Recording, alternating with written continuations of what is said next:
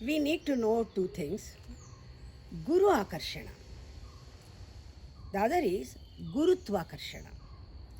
Guru Akarshana is towards your center, towards your truth. Guru Akarshana is a grace, a law of grace. Gurutva Akarshana is a law of gravitation. One is Guru, one is gravitation. One is grace and one is gravitation. Law of gravitation, law of grace. One energy moves, the law says one energy moves downwards, downward flow. But Guru Akarshana is an upward flow. Upward flow, it is a discovery of religion, dharma. Gurutva Akarshana is a discovery of science. See, ordinarily, we are born and we live under the law of gravitation. See, from birth and the whole life, the birth is actually the gravitational pull. It starts from birth, the whole life is a gravitational pull. It is energy is downwards, it flows downwards. We begin in birth and die, and the end is a death.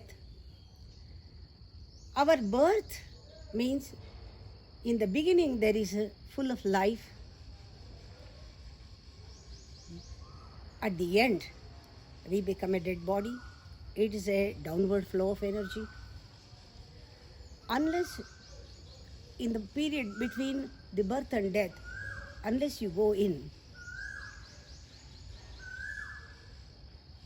you will not find the depth and the height, the higher levels of consciousness and the deeper level of consciousness. You don't get that experience if you don't meditate. When you go in only in the deeper and the higher level, the grace works. The second law, the grace of Guru, the law of grace works only when you move inwards. If you identify only your body, only the gravitational law works, law of gravitation, because body is part of the earth. It is gross, very earthy. Only when you move into inner dimensions, that is what meditation is all about.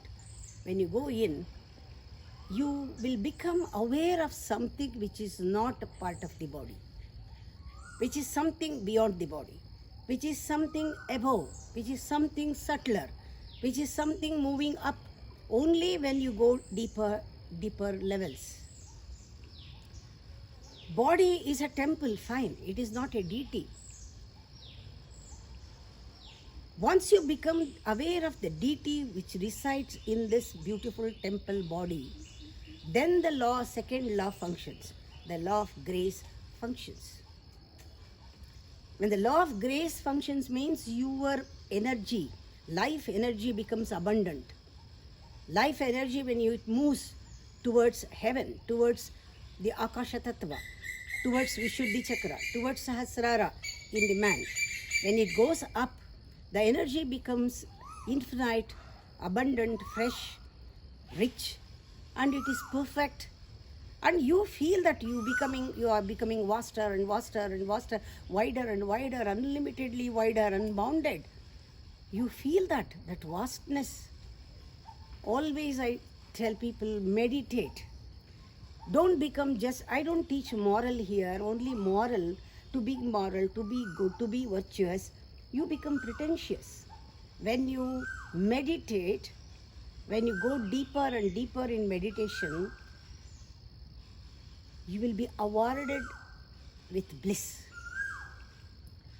And when you go deeper and deeper, at the innermost core, there the lotus of consciousness is fully open and full of, it's filled with juice of immortality.